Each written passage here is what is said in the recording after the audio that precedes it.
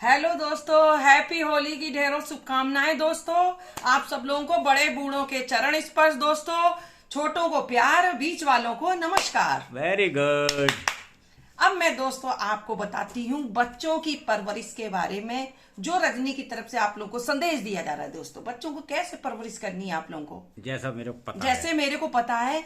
और ऐसे ही बच्चों को डील भी करना चाहिए माँ बाप को। एक तो उम्र होती है बच्चों की, आजकल जो बच्चे टीवी और मोबाइल ज्यादा देख रहे हैं, इसके कारण बच्चों का जो माइंड है, उसका जो विकास है माइंड का, वो बहुत तेजी से हो रहा है और जल्दी मैच्योर लगने लगे हैं। फेस कट से बच्चे लोग बहुत जल्दी ऐसे लगता है चेहरे से बहुत मैच्योर हो जा रहे हैं। जो बच्चे 10 साल की उम्र के वो लग रहे हैं पता चले 15 साल की उम्र के। हाँ, ये तो और हमारे टाइम में देखिए दोस्तों, हम लोग जब लगते थे 18 साल के तो लगते थे पता चले 10 साल के बच्चे। क्योंकि हम लोग के अंदर कुछ दिमाग में चलता ही नहीं था, प्रेजेंट का चल रहा है। ये नहीं चल रहा है मुझे आगे क्या दिमाग चल रहा है। मैं खेलने कूदने में ज्यादा दिमाग लगाती थी, इसलिए मेरा दिमाग ही नहीं चल। और मेरे पापा और माँ ने कभी हम लोग को बड़ों के बीच में नहीं बैठने दिया है, सबसे बड़ी बात।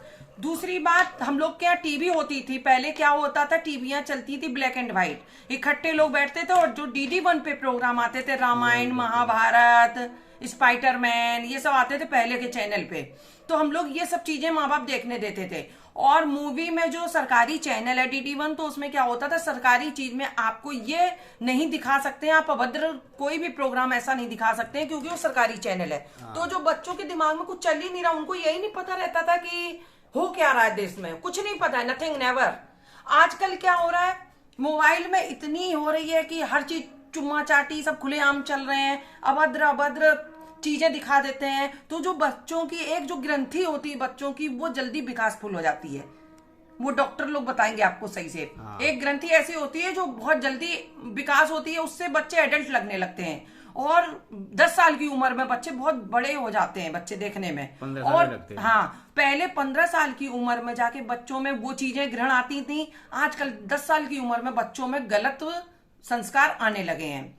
संस्कार का मतलब गलत बातें। हाँ। क्योंकि फेसबुक पे देख रहे हैं, टीवियों पे देख रहे हैं, हर चरित्र चुप्पे से बैठ गए माँ बाप से, मम्मी पढ़ाई कर रहे हैं, पता चले धीमे से कुछ लग गया धोखे ही से। हाँ। वो तो फिर खुलती चली जाती ना लाइन से शाखा दोस्तों। हाँ। तो इसलिए बच्चों को जब भी आप मोबाइल पकड़ाएं तो प्लीज आपसे रिक्वेस्ट है कि आप अपने आंखों के सामने मोबाइल पे उनको प्रोग्राम देखने दें। समझे दोस्तों। नंबर 1, 10 साल की उम्र से जो आजकल के बच्चे हैं उन पर 10 साल की उम्र पे नजर रखनी चाहिए। इधर बाथरूम में नहाने जा रहे हैं तो बच्चों पे 10 मिनट से ज्यादा टाइम नहीं लगना चाहिए। बाथरूम का दरवाजा खुलवा के नहलाना चाहिए बच्चों को। ये नहीं कि दरवाजा बंद करके नहा रहे हैं बच्चे। चाहिए ज्यादा देर नहीं लगाना चाहिए उसमें भी नहाते टाइम। इन चीजों पे लड़कों पे खासतौर से ध्यान देना चाहिए। लड़कियां तो बेचारी घर की लक्ष्मी होती, लड़कियों पे तो बाहर जब जाती हैं तब ध्यान देना चाहिए लड़कियों पे। क्योंकि घर का बाहर का वातावरण आप विश्वास नहीं कर सकते बाहर वालों पे, किसकी नजर कैसी है ना दोस्तों। इसलिए दूसरा रीजन, बच्चों को बैड टच और गुड टच के बारे में बचपन से ही थोड़ा थोड़ा भरते रहना चाहिए। और बताया जाता है स्कूलों में भी। और आजकल तो स्कूलों में जागरूक करने लगे हैं, धीरे धीरे आगे बच्चों को सेट कर रहे हैं। बैड टच गुड टच के बारे में बहुत जरूरी है बताना बच्चों को कि बैड टच क्या होता है, गुड टच क्या होता है। पता चले आपको अंकल तो लग रहा है, उन्होंने गोदी में बैठा लिया, वो बैड ही टच कर रहा है। बच्चे तो ये सोच रहे हैं कि हमको प्यार कर रहे हैं अंकल। भाई उनको तो प्यार की परिभाषा पता है, लेकिन उस प्यार की परिभाषा को ये नहीं जान पा रहे हैं कि क्या गलत है क्या सही है दोस्तों। जब बड़े हो जाते हैं तब उनका दिमाग का विकास होता है, तब वो जानते हैं अरे वो अंकल हमको छेड़ते थे, इसका मतलब अरे वो भैया हमको छेड़ते थे। समझ गए दोस्तों। तो इसलिए कभी अपने बेटियों के खासतौर से किसी अंकल के या कितना भी दोस्त हो, अपनी गोदी पे उसको बच्चे को ना बैठने दें, चाहे लड़का हो चाहे लड़की हो दोस्तों। नंबर 1, जितना हम लड़कियों पे कंट्रोल करते हैं उतना ही, अगर हम अपने हर माँ बाप से ये रिक्वेस्ट है, अगर उतना ही लड़कों पे कंट्रोल कर लेंगे तो रेपबाजी, गुंडागर्दी ये सब कम हो जाएगी। लेकिन जो आजकल के पेरेंट्स क्या, अरे हमारे तो लड़के हैं, वो तो घूमेंगे नहीं तो कमाएंगे कैसे।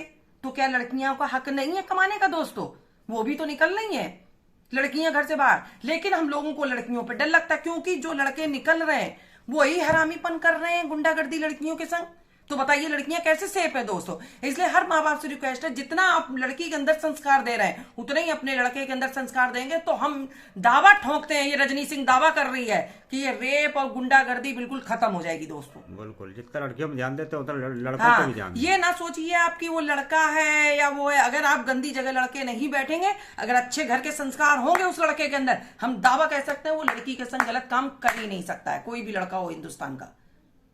समझो दोस्तों, क्योंकि यहाँ लड़के लड़कियों की बात आ रही, इसलिए मुझे क्रोध आ गया है, इसलिए चेहरा मेरा गुस्से में आ गया दोस्तों। हाँ, क्योंकि मैं अपनी ना बेटी के अंदर अंतर रखती हूँ ना लड़के। जितना मैं अपनी लड़की को सिखाती हूँ उतना ही लड़के को सिखाती हूँ। ऐसा कुछ नहीं, अगर हर माँ बाप यही अपने लड़के के अंदर भी संस्कार देने लगे। अच्छा, सृष्टि चल किससे रही है? स्त्रीलिंग एंड पुल्लिंग से। जब उतना ही हम अपनी लड़की को संस्कार दे रहे हैं, जब हम ये दिमाग भरते हैं रात के 12 बजे से पहले घर में घुसवा के ये ना कांड हो जाए, अगर यही चीज हम लड़कों को भी भरेंगे तो बाहर बचेगा कौन रोड पे रेप करने के लिए? कोई नहीं। तो फिर कहां से देश तो अपने आप सुधर गया दोस्तों। बताइए, आप ही लोग बताइए। ये मैं नहीं बोल रही, मेरी माँ बोल रही है दोस्तों। मैं अपनी माँ पे भरोसा करती हूँ दोस्तों, जो मेरी माँ ने मुझे यहाँ तक पहुंचाया है। अब आप लोग कहेंगे बहुत मतलब मिस्टर इंडिया बन गई हो का, कहाँ पहुंच गई? पहुंचने का मतलब है दोस्तों, मैंने बहुत लाइफ में दुख झेले हैं, चैनल पे बोल रहे हैं, और कष्ट झेले हैं दोस्तों। वो दुनिया झेलती है, हर एक के जीवन में कष्ट होते हैं, लेकिन उस कष्ट को इतना बड़ा रूप मत दीजिएगा। उस कष्ट को ये सोचिएगा जैसे हम लोग खुशियों को भगवान को याद करते हैं खुशी में, तो दुख को भी भगवान के ही चरणों में रख दीजिए। हम दावा कहते हैं, मैं कह रही हूँ रजनी सिंह दावा से, वो दुख आपको दुख नहीं लगेगा, वो भी आपको प्रसाद लगेगा भगवान का। इसलिए उस दुख को प्रसाद नुआ चखिए और देखिएगा आपके पास कोई कष्ट नहीं होंगे, कुछ नहीं होगा। क्योंकि मैंने सारे कष्ट झेले हुए हैं धरती पे। अब मेरे बाल तक झड़ जा रहे थे दोस्तों, लेकिन मैंने अपनी माँ पे डाला, माँ ने देखिए फिर मेरा बाल सही कर दिए हैं दोस्तों। मुझे अपनी माँ पे भरोसा है। अगर आप अपनी माँ पे भरोसा करें, जिस माँ ने सृष्टि रची है, और माँ कभी अपने बच्चों के लिए बुरा सोच ही नहीं सकती, वो गंदी माँ होगी। लोग कहते हैं नौ देवी क्यों बोलते हैं दोस्तों? बताइए, नौ दुर्गे क्यों मनाए जाते हैं? बताओ। नौ दुर्गे इसलिए मनाए गए, हर रूप हमारे अंदर है। नारी एक ही है, माँ एक ही हो सकती है। माँ दुनिया में अनेक नहीं हो सकती है, एक ही माँ के गर्भ से पैदा हुई है पूरी सृष्टि। तो 9 रूप का मतलब ये होता है हमारे अंदर क्रोध भी है, लोभ भी हम ही है, काली माँ का भी रूप हमारे अंदर है, दुर्गा का भी रूप हमारे अंदर है, सती का भी रूप हमारे अंदर है, सारे रूप अपने अंदर है दोस्तों। तो हम लोग क्यों ढोंग और पाखंडियों के पास भागे? हम क्यों ना उस शक्ति को अपने अंदर जागरूक कर लें? तो मुझे सृष्टि से डर ही क्यों लगेगा? क्यों किसी से डर लगेगा? बताइए दोस्तों। Very good. क्योंकि सारी शक्ति अपने अंदर है। ये मेरी शक्ति बोल रही है, ये नारी शक्ति का एक वो है। मैं अकेले किसी से भी भिड़ सकती हूँ दोस्तों, क्योंकि मेरे अंदर डर नहीं है। मेरी माँ ने अगर मुझे पैदा किया है तो मैं अपने बूते से खड़ी हूँ, मेरा कोई कुछ नहीं बिगाड़ सकता है। यह रजनी बोल रही है। Very good. और मैं चुनौती करती हूँ, अगर मेरा कोई बिगाड़ दे तो उसका पहले विनाश होएगा दोस्तों। ये मैं बोल रही हूँ रजनी सिंह। संदेश बताओ है? संदेश बताओ कोई। दूसरी चीज में चली गई। अच्छा, उधर चले गए थे। हाँ, नारी शक्ति में। हाँ, आज वुमेन्स डे है तो वुमेन्स डे में तो नारी शक्ति। हाँ, तो बता तो दिया नारी शक्ति में। और बच्चों का ध्यान दीजिए दोस्तों पढ़ाई में। हाँ, अब आ गई मेन चीज पे, बच्चों के ऊपर। बच्चों के जब भी आप संग बैठते हैं तो बच्चों के लिए आप अपना समय दीजिए, ज्यादा से ज्यादा अपना समय घर में बच्चों के संग बिताइए। थोड़ा सा समय 1 आध घंटे अपने फ्रेंडों के संग बिताइए। कभी एक चीज में मत घुसिए। जो लोग कहते हैं ना आज के समय में डिप्रेशन में क्यों बच्चे जा रहे हैं, क्योंकि हम लोग एक ही चीज उनको पकड़ा देते हैं, पढ़ाई। इसलिए बच्चे डिप्रेशन में जा रहे हैं। पढ़ाई के संग संग एक्टिविटी कराइए, खेलना कूदना सब कुछ कराइए। माँ बाप अपने बच्चों को समय दें और बच्चे अपने दोस्तों के संग खेलें कूदें, सब कुछ करें, खाएं पिए एंजॉय करें। तो बच्चे, हम दावा ठोकते हैं डिप्रेशन में बच्चे जाएंगे ही नहीं।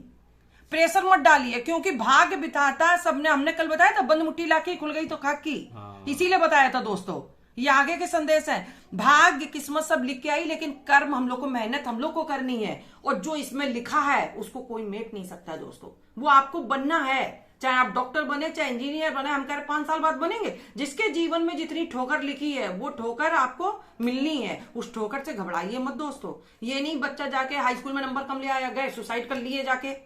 उन बच्चों को भी संदेश दे रहे हैं, ऐसा नहीं है। हम हार नहीं सकते। जब चींटी बार बार चढ़ती उतरती, जब पशु नहीं हार मान रहे हैं, तो हम लोग तो इंसान का रूप है, हम लोग तो भगवान का रूप है। हम लोग क्यों उस चीज से घबरा जाते हैं? बताइए दोस्तों। सुंदर रचना है ये तो। हम लोग घबराए नहीं, हम लोग उसको सहनशीलता से उस चीज को समझो दोस्तों। अपने बच्चों पर पूरा ध्यान दीजिए, बच्चों को अच्छे संस्कार दीजिए, बच्चों पे किसी भी प्रकार का प्रेशर मत डालिए। बच्चों का जो किस्मत में दिखा आप मेहनत तो करना सिखाएं, क्योंकि नहीं तो अगर मेहनत नहीं सिखाएंगे, अगर अच्छी शिक्षा नहीं देंगे, तो जो आप पैसा कमा रहे हैं तो उस पैसे को वो लोग बर्बाद कर देंगे। वो सुना है, पूत कपूत धन दुलद्दर। अरे धैर्य ऐसा नहीं होता है। हाँ।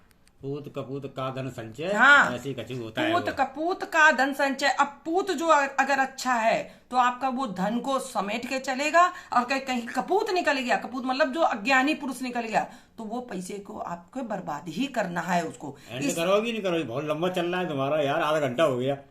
ठीक है दोस्तों, नमस्कार, ऑल द बेस्ट, फिर मिलेंगे। ओके।